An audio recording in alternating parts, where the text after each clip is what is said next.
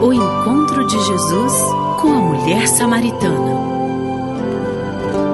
João 4, a partir do verso 5, você vai poder caminhar conosco no estudo da palavra de Deus. Nós estamos estudando sobre esses encontros de Jesus, e através desses encontros de Jesus nos evangelhos a gente vai aprendendo as verdades da palavra de Deus e para a nossa vida. Diz assim a Bíblia, a partir do verso 5: Ele chegou a uma cidade da Samaria, chamada Sicar, que ficava perto das terras que Jacó tinha dado ao seu filho José.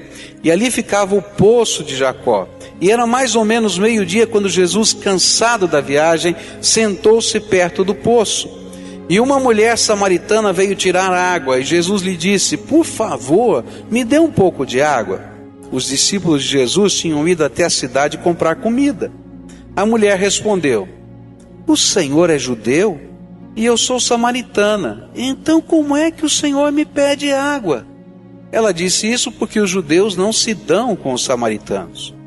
E então Jesus disse: se você soubesse o que Deus pode dar e quem é que está lhe pedindo água, você pediria e ele lhe daria água da vida. Ela respondeu: o senhor não tem balde para tirar água e o poço é fundo, como é que vai conseguir essa água da vida? Nosso antepassado Jacó nos deu este poço. Ele, os seus filhos e os seus animais beberam água daqui. Será que o Senhor é mais importante do que Jacó? E então Jesus disse: quem beber desta água terá sede de novo. Mas a pessoa que beber da água que eu lhe der nunca mais terá sede, porque a água que eu lhe der se tornará nela uma fonte de água que dará vida eterna. E então a mulher pediu: por favor, me dê dessa água, e assim eu nunca mais terei sede e não precisarei mais vir buscar água aqui. Vá chamar o seu marido e volte aqui, ordenou Jesus. Eu não tenho marido, respondeu a mulher. E então Jesus disse: você está certa ao dizer que não tem marido, pois já teve 5. E este que você tem agora não é, de fato, seu marido. Sim, você falou a verdade. E a mulher respondeu: agora eu sei que o Senhor é um profeta. Os nossos antepassados adoravam a Deus neste monte, mas vocês, judeus, dizem que Jerusalém é o lugar onde devemos adorá-lo. Jesus disse: mulher, creia no que eu digo, chegará o tempo em que ninguém vai adorar a Deus, nem neste monte, nem em Jerusalém. Vocês, samaritanos, não sabem o que adoram, mas nós sabemos o que adoramos, porque a salvação vem dos judeus. Mas virá o tempo, e de fato já chegou, em que os verdadeiros adoradores vão adorar o Pai em espírito e em verdade, pois são esses que o Pai quer que o adorem. Deus é espírito, e por isso os que o adoram devem adorá-lo em espírito e em verdade. A mulher respondeu: eu sei que o Messias, chamado Cristo, tem de vir, e quando ele vier vai explicar tudo para nós. E então Jesus afirmou: pois eu que estou falando com você sou o Messias. E naquele momento chegaram seus discípulos e ficaram admirados, pois ele estava conversando com uma mulher, mas nenhum deles perguntou à mulher o que ela queria. E também não perguntaram a Jesus por que motivo ele estava falando com ela. E em seguida a mulher deixou ali o seu pote, voltou até a cidade e disse a todas as pessoas: venham ver o homem que disse tudo o que eu tenho feito. Será que ele é o Messias? E muitas pessoas saíram da cidade e foram para o lugar onde Jesus estava. Versículo 39. Muitos samaritanos daquela cidade creram em Jesus, porque a mulher tinha dito: ele me disse tudo o que eu tenho feito. E quando os samaritanos chegaram ao lugar onde Jesus estava, pediram a ele que ficasse com eles. E Jesus ficou ali 2 dias. E muitos outros creram por causa da mensagem dele. E eles diziam à mulher: agora não é mais por causa do que você disse que nós cremos, mas porque nós mesmos o ouvimos falar e sabemos que ele é, de fato, o Salvador do mundo. Há um sentimento precioso que Deus mesmo colocou na alma de todas as pessoas. Em qualquer lugar do mundo, em qualquer cultura, esse sentimento está no coração de todo ser humano. Há dentro de nós a necessidade de conhecer o nosso Criador.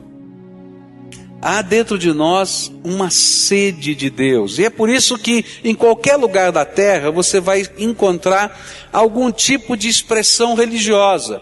Gente tentando conhecer Deus, conhecer o seu Criador. Porque é uma maneira de tentar responder a essa sede de Deus que está colocada no nosso coração. Mas tem uma coisa: todas as formas religiosas não saciam a sede de Deus no nosso coração. Apenas praticar um rito religioso não mata a sede de Deus na minha alma.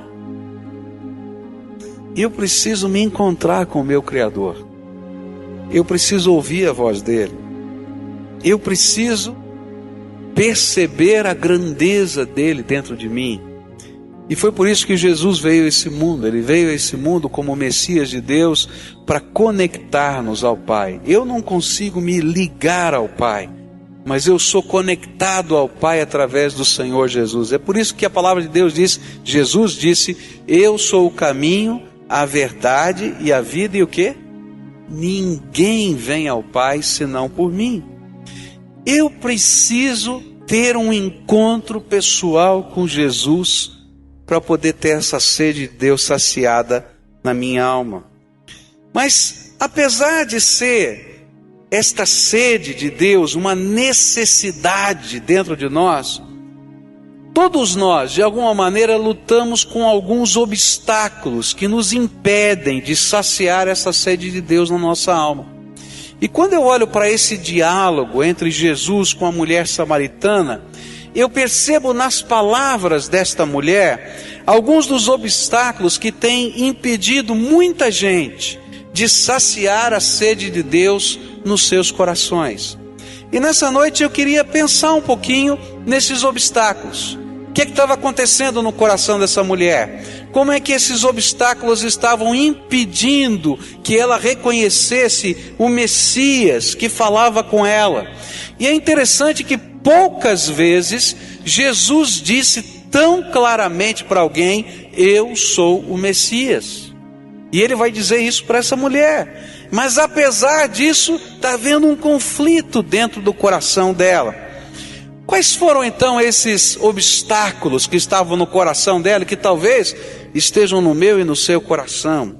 O primeiro deles foi preconceito. Olha só o que está no versículo 9, diz assim a Bíblia: a mulher respondeu: o Senhor é judeu e eu sou samaritana, então como é que o Senhor me pede água? E diz a Bíblia, ela disse isso porque os judeus não se dão com os samaritanos. Jesus estava perto dela, Jesus falava com ela, Jesus desejava abençoar aquela mulher, mas havia uma barreira que impedia aquela mulher de percebê-lo como Messias, e que ele poderia matar a sede espiritual da sua alma. E o problema era um problema que não era nem dela, era um problema histórico e cultural. Samaritano e judeu não tinham afinidades. Por que eles não tinham afinidades? A história vai dizer que o povo samaritano nasceu a partir das conquistas que existiram quando o povo de Israel foi levado para a Babilônia. E uma parte do povo ficou na terra, e essa parte do povo foi misturada com outros povos. Era uma técnica que os babilônios faziam. Eles pegavam o povo que estava nesse lugar, levavam para outro lugar, pegaram os judeus que estavam ali, levaram para a Babilônia e trouxeram povos de outros lugares para povoar aquele lugar. E sobrava um pouquinho de judeu lá, e aquele judeu se misturava com os outros povos. E os samaritanos eram fruto dessa mistura. E a religiosidade que os samaritanos viviam também era uma religiosidade misturada. Tinha elementos de adoração que vinha do judaísmo e tinha elementos de adoração que vinha de outros povos. Para você ter uma ideia, um paralelo como isso acontece, né? Foi o que aconteceu no Brasil com os negros africanos. Os negros africanos vieram lá de vários países da África, de várias regiões da África, trouxeram as suas tradições, chegaram aqui no nosso país. Eles não podiam exercer a sua religião, eles tinham que se tornar católicos por decreto, por determinação dos seus senhores, não é? E o que eles faziam? Eles faziam uma mistura. Pegavam um santo da igreja católica e o identificavam com o orixá que eles adoravam lá na África. E então, quando eles faziam as orações, eles estavam fazendo a oração para o orixá, mas a imagem que estava lá era do santo da igreja católica. E essa mistura religiosa vai nascer aqui na nossa terra, na figura do candomblé, na figura da umbanda e assim por diante. Que a gente fica dizendo, é cristã, não é cristã? É uma mistura de religiões. E então o judeu dizia, olha, o samaritano não crê em Deus como nós cremos. E eles são os povos que não guardaram a sua fé. E eles se tornaram então pessoas que estão desconectadas da nossa visão de reino, de vida e do mundo. E aí começou a haver um ódio entre samaritano e judeu. Esse ódio vai começar a crescer quando eles voltam da Babilônia e eles estão agora começando a reconstruir a terra e reconstruir os muros, e foram os samaritanos que se tornaram aqueles que impediam a reconstrução da terra na terra dos judeus, e por isso então esse mal-estar percorria a história. E está lá Jesus, o Messias, falando com a mulher samaritana. E ela pensava, não dá para vir coisa boa dos judeus, né? E ela imaginava assim, que ele pensava a mesma coisa. Ele não vai me valorizar porque eu sou samaritano. Muitos de nós temos preconceitos a respeito de Deus. Ideias preconcebidas a respeito de Deus. De quem Ele é, do que Ele faz, de como Ele age. E muitas vezes estas nossas ideias preconcebidas a respeito do Deus Pai, Deus Filho, Deus Espírito Santo, nos impedem de nos aproximarmos de Deus e de termos uma verdadeira comunhão com Ele. É interessante, porque quando a gente conversa com pessoas sobre esse assunto e pergunta, como é que é Deus para você? Aí cada um tem uma imagem diferente. Eu já perguntei uma vez para uma pessoa e disse assim, olha, para mim Deus é um velhinho de barba branca, não é? Sentado num trono, com cara de bravo, mal, tem um chicote do lado dele, e ele está pronto, o chicote é comprido, e ele alcança a gente em qualquer lugar com o chicote dele. Eu estava conversando com uma pessoa, ela me disse isso. Aí eu já perguntei para outra pessoa assim, quem é Deus para você? Ela disse, Deus é amor. Por isso eu não acredito em inferno, porque Deus é amor absoluto, absoluto, não tem jeito de ter inferno, porque o amor de Deus é tremendo. Aí já perguntei uma vez, quem é Deus para você? Deus é uma força, Ele está em todas as coisas. Eu posso sentir Deus quando encosto nessa madeira. Olha só, sinta a energia que está aqui. Ou então coloco uns cristais na sala, assim, a minha casa está energizada por Deus, porque eu coloquei os cristais aqui. Então, e a gente pergunta assim, de onde você tirou essa ideia de Deus? Alguns tiraram da sua própria cabeça, alguns tiraram dos seus convívios sociais, mas não conhecem o Deus verdadeiro. Só têm ideias preconcebidas a respeito de Deus. Tem muita gente que está morrendo de sede de Deus, necessita da graça de Deus, mas não o conhece, porque no lugar de buscá-lo com o coração aberto, eles só estão trabalhando com os seus preconceitos, com essas ideias preconcebidas, e muitas vezes nunca abriram as escrituras sagradas para ler. Porque Deus se revela para que nós possamos conhecê-lo como de fato Ele é. Por isso, se Jesus quiser falar ao seu coração hoje, não permita que os seus preconceitos, ideias preconcebidas, o impeçam de ouvir a voz do Espírito Santo que se revela para nós e que diz quem de fato Ele é. A segunda coisa que eu vejo aqui nesse texto, que estava impedindo essa mulher de conhecer o Messias, que estava bem pertinho dela, do lado dela, era a sua tradição. Aquela mulher, ela acreditava, ela vivia debaixo de uma tradição religiosa que ela guardava no seu coração. E ela então disse isso de uma maneira muito clara para Jesus, quando Jesus disse assim: olha, se você soubesse quem eu sou, você não estaria me negando a água que eu estou pedindo, mas ao contrário, você pediria para mim água da vida, água espiritual, uma fonte da graça de Deus que vai fluir do teu coração para a vida eterna. E olha só o que a mulher vai responder. Ela diz assim: nosso antepassado Jacó nos deu este poço, e ele, os seus filhos, os seus animais beberam água daqui. Será que o Senhor é mais importante do que Jacó? E de repente ela está dizendo assim: escuta, você está pensando que o quê? Nunca vi você? Está pensando que você é mais importante do que o nosso ancestral, que nos ensinou todas as coisas e deixou esse poço no meio do deserto, que é vida para nós? E nessa hora é como se uma cortina tivesse sido cerrada diante dos olhos daquela mulher e ela não conseguia enxergar mais nada. Muitos de nós não conseguimos compreender a voz do Espírito no nosso coração, porque temos ideias preconcebidas e não vamos às Escrituras Sagradas.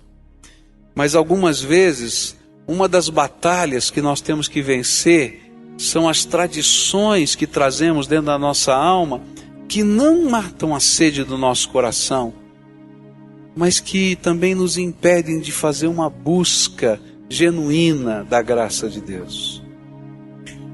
Duas coisas que me vêm à mente, duas experiências que eu tive como pastor, que me chamam a atenção para isso. Eu fui uma vez fazer uma visita, e essa senhora era vizinha de uma irmã da nossa igreja, e ela estava bem doente, uma senhora muito temente a Deus, muito religiosa. A casa dela estava cheia de relíquias da sua fé. Onde a gente andava na casa dela tinha as marcas da sua fé. E aí fomos fazer uma visita e orar por ela. E entramos, sentamos ali, começamos a conversar, oramos. E quando eu estava indo embora, aquela senhora disse assim: pastor, será que o senhor podia me ajudar? Eu tenho uma dúvida, eu nunca consegui entender isso. Por que a gente chama Jesus de Salvador? E a hora que eu ouvi aquilo me deu uma tristeza, porque a casa daquela mulher estava cheia de relíquias da sua fé, mas a essência da fé não estava no coração dela. Ela não conseguia entender porque Jesus era o Salvador. E aí então eu comecei a conversar com aquela senhora e disse assim: olha, toda vez que tem um Salvador, tem um perigo, tem algo que a gente precisa ser salvo, não é verdade?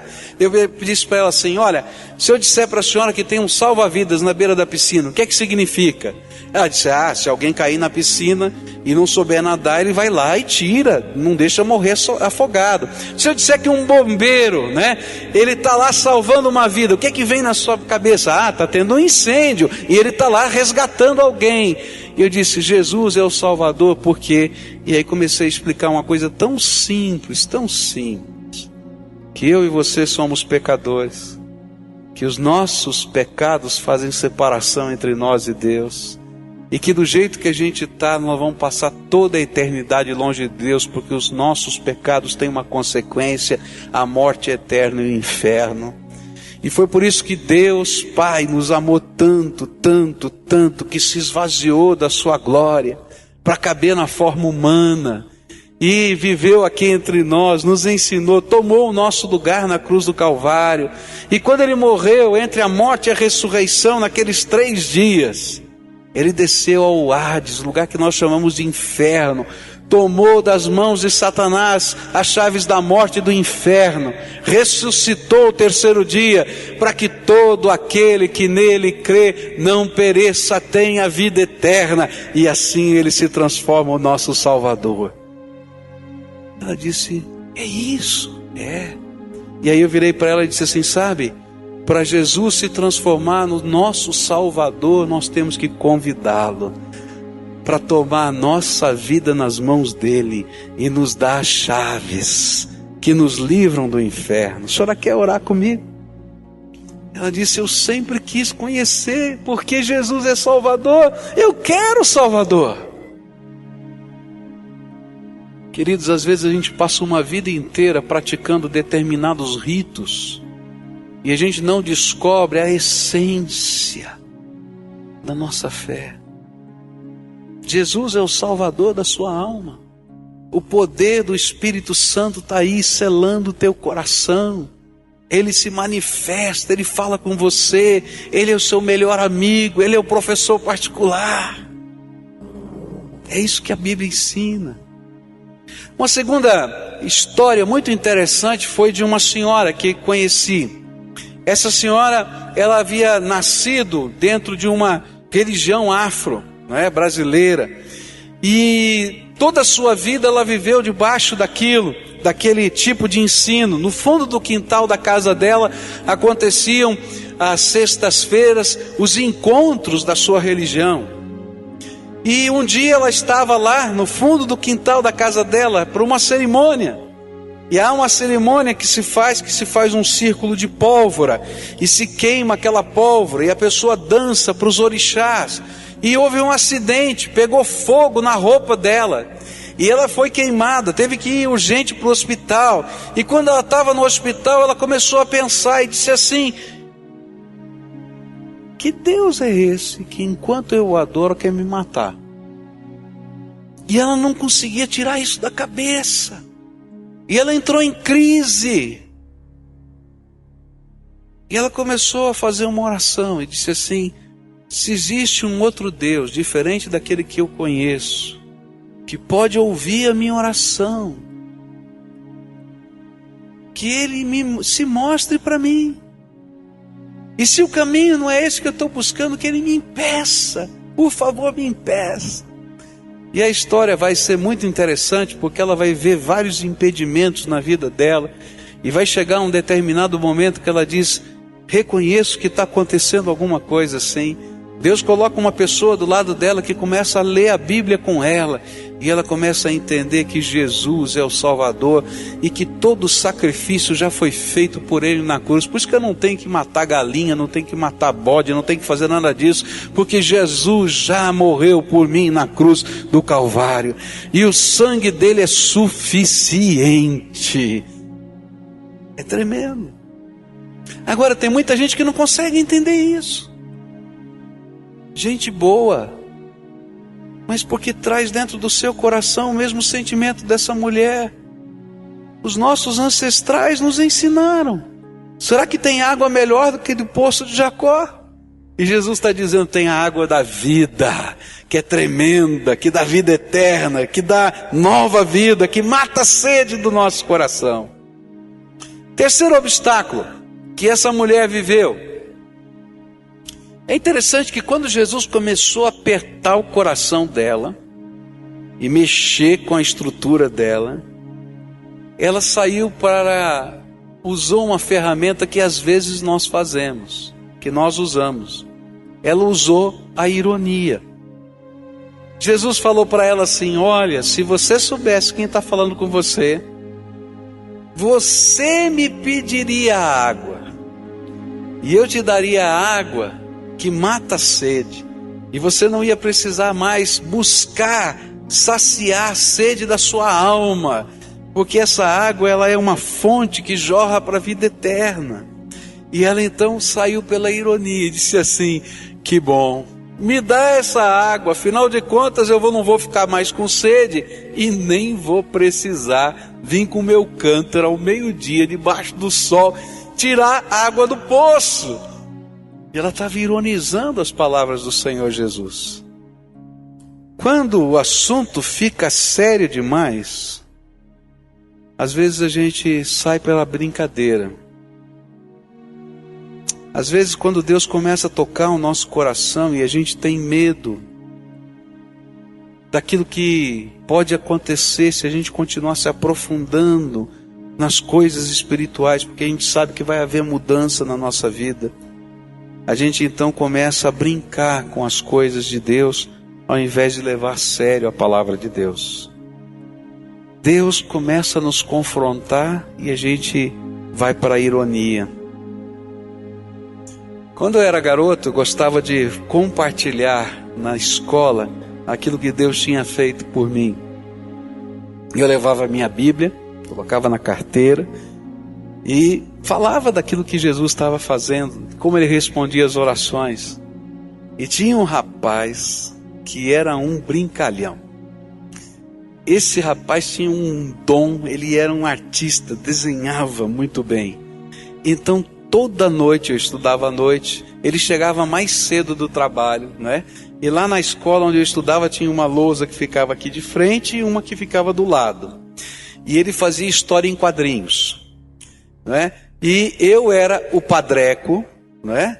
Esse era a figura, né? E o meu amigo que tinha se convertido era o Feijão. E então ele fazia o desenho do Padreco, falando com o Feijão, e a gente orando. E todo dia ele fazia uma como é que chama? Uma tira nova, né? E ficava naquela lousa e na outra. Quando o professor chegava, ele tinha dó de apagar a lousa, sabe? E ficava aquilo tudo. E aquilo, todo mundo dava risada. E ele tirava aquela, brincava com a gente. Até um dia, quando Deus trabalhou tão forte no coração dele, e chegou uma noite que ele puxou a cadeira, sentou no último lugar e disse: senta comigo aqui. E a aula estava rolando e ele começou a falar das coisas que estavam no coração dele. Porque apesar de todas as tiras e de todas as brincadeiras, Deus já estava falando com ele antes. Sabe, às vezes algumas das brincadeiras que nós fazemos com alguém que está evangelizando a gente, orando pela gente, nada mais são do que um mecanismo de fuga, porque a gente sabe que tem algo de Deus acontecendo. E se você deixar que esses obstáculos atrapalhem você, você nunca vai experimentar a bênção que Deus preparou para a tua vida. Quarto obstáculo que essa mulher viveu vai aparecer nos versículos 16 a 18. E aí Jesus é tremendo. Eu acho demais isso. Porque enquanto ela está fazendo ironia, olha só o que Jesus faz. Jesus vai lá e põe o dedo na ferida. Jesus olha para ela e diz assim: vai buscar o teu marido. Vai buscar o teu marido.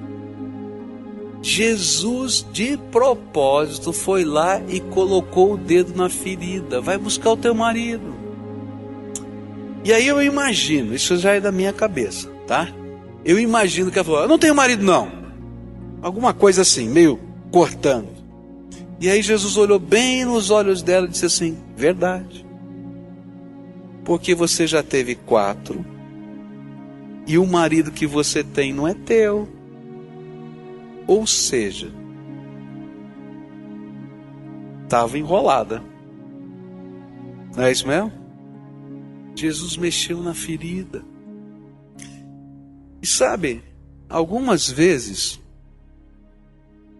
um dos obstáculos que a gente tem para poder deixar Jesus trabalhar a nossa vida é que quando Ele começa a trabalhar o nosso coração, Ele revela os nossos pecados. Ele revela o nosso estilo de vida. aquilo que não está bem dentro da nossa alma. E algumas pessoas, quando sentem ou ouvem Jesus mexendo nas coisas que tem a ver com o nosso estilo de vida, podem ter uma de duas atitudes: temor de Deus. E quando vem temor de Deus, a gente se arrepende dos nossos pecados e a gente deixa Jesus fazer mudança na nossa vida. Ou a gente pode fugir de Deus, porque a gente sabe que Deus vai mexer em coisas que são muito profundas da nossa alma. Eu me lembro de um casal que começou a buscar o Senhor e começaram a vir à igreja. É interessante isso, porque ele vinha na igreja com a amante dele e não com a família.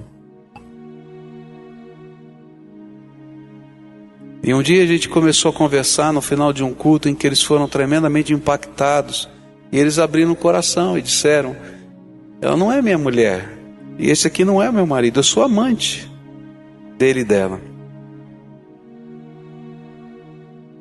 E eu falei exatamente isso, sabe, queridos? Jesus quer fazer uma obra de transformação na sua vida, mas esse relacionamento não dá. Tem que haver transformação, tem que haver entrega. De certo, não era isso que eles estavam buscando ouvir, uma alternativa fácil. Mas não há alternativas fáceis. Ou a gente enfrenta o nosso pecado e deixa Deus transformar a nossa vida, ou a gente vai se enganando pelo resto da vida. Mas quando a gente tem coragem de dizer: olha, é isso aqui, eu tenho que mudar de vida, Jesus entra e começa a fazer transformação. Tem que mexer na ferida, querido. E se a gente não deixar Jesus mexer na nossa ferida, a gente só se engana, porque não tem rito religioso que funcione se você não deixar Jesus transformar a tua vida.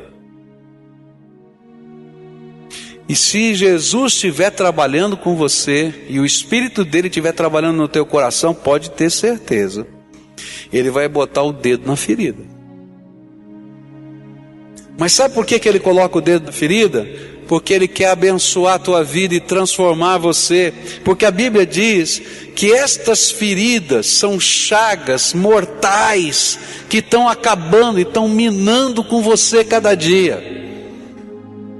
E não tem um jeito fácil, a gente tem que encarar essas coisas e deixar a graça de Deus mudar a nossa vida. Graças a Deus que nessa hora essa mulher não fugiu. O temor do Senhor veio no coração dessa mulher. Todo o vazio espiritual dela estava revelado no seu vazio existencial. Ela era uma mulher que queria ser amada, mas não conseguia ser amada. Ela era uma mulher que queria ser feliz, mas que por mais que ela tentasse, não dava certo. Ela tinha tentado 5 vezes construir o seu afeto e foi completamente fracassada. E agora esse relacionamento era de adultério. Um segredo revelado diante de Deus. Porque diante de Deus não há segredos, Ele conhece todas as coisas. Jesus foi ao encontro dessa mulher e a ensinava que quando nós nos aproximamos dele, Jesus, do modo em que nós estamos, é Ele quem nos ajuda a reconstruir a nossa vida. Eu já vi cada coisa tremenda. Eu era adolescente, fui pregar numa cidade chamada Ourinhos, no sul de São Paulo. E fomos ali com um grupo de jovens pregar naquela cidade. E quando chegamos lá, fomos pregar numa casa, fazer um culto numa casa. E naquela casa morava um senhor, ele tinha um problema. Ele era uma pessoa muito conhecida, mas todo mundo sabia que ele tinha um problema. Quando chegava às 6 horas da tarde, ele encostava na beira do bar e tomava todas. E das 6 em diante ele chegava embriagado em casa. Durante o dia ele trabalhava, mas das 6 horas em diante ele estava bêbado. E nós fomos para a casa dele, começou o culto, não é? E no meio do culto, adivinha quem chega? Bêbado que só. A família com uma vergonha danada. Ela tinha uma filha muito brava, né? Pegou o pai pelo braço, que já estava meio grogue, meio bêbado, né? Puxou o pai, porque ela não queria que ele fizesse algum escândalo ali na sala. Levou pelos fundos e colocou ele no quarto do casal. Era uma casa bem pequenininha. Jogou ele na cama e trancou a porta. Não sai daí. Ficou lá dentro do quarto dele. E o culto começou.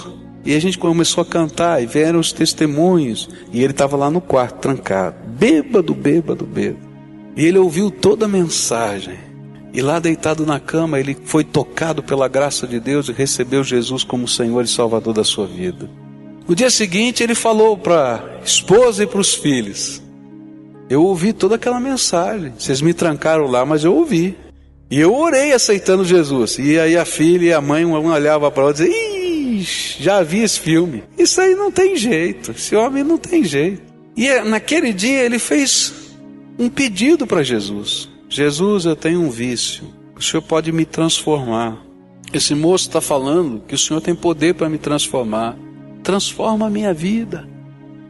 Passaram-se anos, até que um dia ele mudou-se para a nossa cidade. Eu já era pastor, e ele veio me dar um abraço. Disse: você lembra de mim? Eu falei: não lembro. Você lembra daquele bêbado lá em Ourinhos? Sou eu.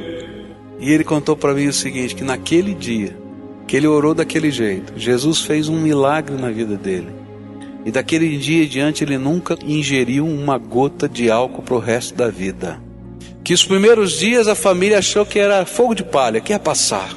Mas aí foram se passando os meses, ele começou a frequentar a igreja daquela cidade, ele pediu o seu batismo, e toda a família foi para a igreja. Sabe o que eu quero dizer para você? É que quando Jesus toca nas nossas feridas, Ele não toca como o diabo toca nas nossas feridas. O diabo toca nas nossas feridas porque ele é o acusador das nossas almas. Ele bota a gente debaixo do pé dele e esmaga a gente. E a gente se sente o pior ser humano. Mas quando Jesus toca as nossas feridas, ele diz assim: eu vou transformar você pelo meu poder. Você não precisa ficar aí onde você está, nesse lixo humano. Eu vou arrancar você daí. Vem comigo. E não importa a condição que a gente esteja. Eu já vi alguns chapados pelo crack recebendo Jesus e Jesus transformando a vida deles. Já vi bêbado que não conseguia andar. Porque se a gente se aproxima do Senhor Jesus e deixa Ele fazer a obra dele, não importa o estado em que a gente se encontra naquela hora em que a gente foi tocado, o Senhor Jesus vai começar uma obra tremenda de transformação na nossa vida. Mas para isso tem que haver temor do Senhor. E o temor do Senhor, a Bíblia diz que é o princípio de toda a sabedoria, que nos leva a buscar aquele que é o Salvador, que faz diferença. Mas se vier em nós a paixão pelos nossos pecados, a gente vai fugir do Salvador e vai se afundar ainda mais na lama. Se você quer a bênção, então você precisa temer a Deus. Quinto obstáculo. Aí essa conversa começou a ficar séria. E aí ela começa a discutir teologia com Jesus. Eu acho tremendo isso, né? Tem gente que é, né, incrível. Ela já pensou, a mulher samaritana discutindo teologia com Jesus. E ela começa a dizer assim, a mulher respondeu: agora eu sei que o Senhor é um profeta. Bom, já que é o profeta, vamos discutir teologia. E ela diz assim: os nossos antepassados adoravam a Deus nesse monte, mas vocês, judeus, dizem que Jerusalém é o lugar onde devemos adorá-lo. E Jesus disse à mulher: creia no que eu digo, chegará o tempo em que ninguém vai adorar a Deus nesse monte, nem em Jerusalém. Vocês samaritanos não sabem o que adoram, mas nós sabemos o que adoramos, porque a salvação vem dos judeus. Mas virá o tempo, e de fato já chegou, em que os verdadeiros adoradores vão adorar ao Pai em espírito e em verdade, pois são esses que o Pai quer que o adorem. Deus é espírito e por isso os que o adoram devem adorá-lo em espírito e em verdade. E o próximo obstáculo aqui, talvez seja o que o inimigo está trabalhando na sua alma e tentando levantar na sua mente. E a pergunta que ela estava fazendo, em outras palavras, é: a minha igreja ou a sua igreja? Aqui no monte de Samaria ou em Jerusalém? E aí Jesus vai responder de uma maneira tremenda: não é nem aqui nem lá, é dentro do teu coração. Eu vou dizer um negócio que vai assustar: tem muito batista indo para o inferno. Porque se tiver arrolado no nome lá numa igreja batista, mas não recebeu Jesus como Senhor da sua vida, vai para o inferno. Porque só Jesus salva, não é a igreja que salva. Porque Jesus ensinou que não é nem aqui nem lá, é aqui dentro do coração que as coisas acontecem. E ele estava dizendo: mulher, para com isso, eu estou falando da tua alma.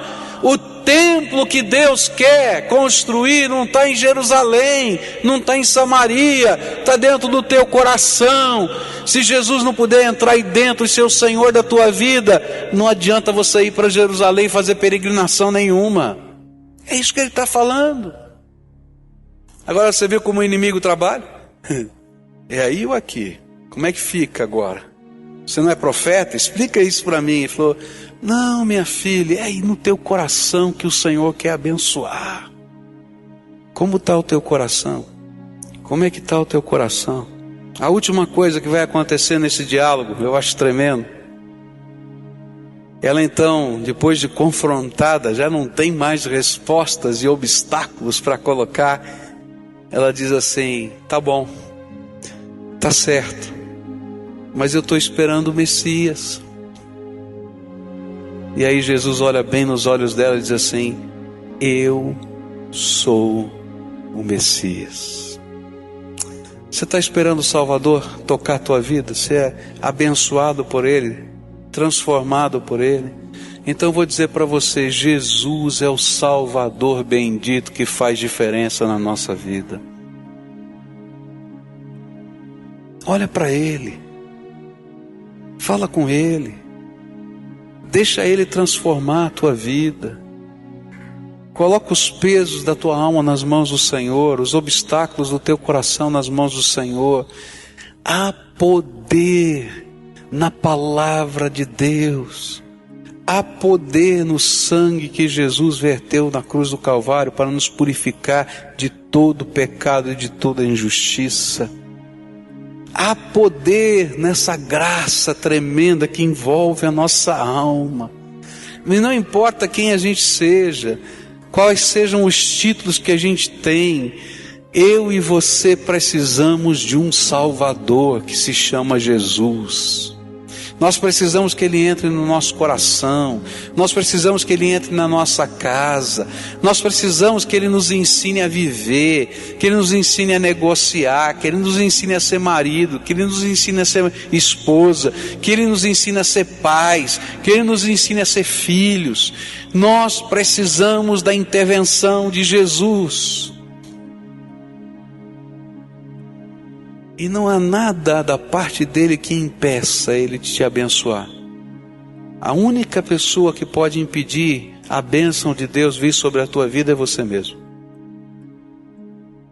São as barreiras e os obstáculos que nós construímos dentro da nossa alma. Queria orar com você, uma oração de fé. Eu queria pedir para Jesus encher o teu coração com a presença do Espírito Santo dele. Eu queria que Jesus entrasse naquelas coisas que você se sente aprisionado. O apóstolo Paulo diz uma coisa tão tremenda e que acontece na minha vida e na tua vida, e se não for a graça de Deus, a gente não sabe lidar. Ele diz assim: olha que incoerência. O mal que eu não quero fazer, eu faço. O bem que eu quero fazer, eu não consigo fazer. Que miserável homem eu sou. Eu nunca me esqueço de uma mãe que veio me procurar. E ela contou a sua história e disse para mim assim: pastor, meu pai era muito violento. Quando ele dava uma surra, era para valer. E durante toda a minha vida eu disse que quando eu tivesse filhos, eu não ia ser como meu pai. E aquela mulher soluçava, chorava. E ela disse assim: hoje, antes de vir aqui conversar com o senhor, eu dei uma surra no meu filho, pior do que o meu pai dava em mim. O que está acontecendo comigo? Eu nunca desejei isso para minha vida. Eu já ouvi essa expressão, eu nunca desejei isso para minha vida, de muita gente. O mal, eu não quero fazer. O bem que eu conheço, eu quero fazer, mas não faço. Eu preciso de um Salvador, de alguém que entre na minha vida e comece a me dar uma nova perspectiva, que transforme o meu coração, que pegue essas coisas pelas quais às vezes eu me sinto escravizado e não tenho controle, e intervenha poderosamente, que transcenda a minha capacidade e a minha autodeterminação. Eu preciso de um Salvador chamado Jesus Cristo. E Jesus disse para aquela mulher: se você me conhecesse, você me pediria de uma água que quando a gente bebe mata a sede do coração, e que flui como uma fonte que jorra para a vida eterna. E você vai me perguntar: mas como é que funciona isso? Porque quando a gente convida Jesus para ser o Salvador da nossa vida, há uma promessa de Deus que vai se cumprir. Ele não somente perdoa os nossos pecados e lava com seu sangue, Ele coloca o Espírito Santo dele dentro do nosso coração como selo, como marca de propriedade. E a Bíblia diz que você passa a ser possessão peculiar de Deus. Selo de Deus, a presença do Espírito. A Bíblia diz que esse Espírito Santo, Paráclito, ajudador, aquele que está ao nosso lado, anda conosco todos os dias e nos ensina todas as coisas. A Bíblia diz que esse Espírito Santo se torna o nosso professor particular, e é por isso que a Bíblia vai ensinar você a ir para o teu quarto, fechar a porta do teu quarto e falar em segredo com Deus, direto. E o Deus que vai ouvir os teus segredos vai revelar os segredos do céu sobre você, porque o Espírito Santo vai estar atuando na tua vida. Sabe o que a Bíblia diz? Que até quando você não sabe orar, não sabe nem como falar com Deus, o Espírito de Deus que está aí dentro do teu coração fala com Ele com gemidos inexprimíveis. E eu fico imaginando, é a minha cabeça, que às vezes a gente está lá no quarto, a gente não sabe nem começar a orar, e a gente dá aquele suspiro. É o Espírito Santo dizendo: Pai, olha para o coração dele, olha o que está acontecendo. E de repente a gente fala alguma coisa e começa a soluçar. Você já chorou e soluçou? Eu já fiz isso várias vezes. E no meio daquele soluço é o Espírito Santo dizendo: Pai, olha, abençoa. Eu preciso de Jesus, e você? Eu quero orar com você. Senhor Jesus, abençoa, abençoa. E faz deles, Senhor, instrumentos da tua bênção. Eles possam ser bênção na casa deles. E Senhor, quando eles entrarem por uma porta, eles sejam abençoados. Quando eles saírem por aquela porta, eles sejam abençoados. Quando eles se deitarem, eles sejam abençoados. Quando eles se levantarem, sejam abençoados. Porque esse é teu povo, o povo por quem o Senhor morreu, Jesus. Abençoa e coloca a tua marca de bênção sobre eles. E Senhor, faz deles, Senhor, novas pessoas transformadas pelo Senhor. É aquilo que nós oramos no precioso nome de Jesus. Amém.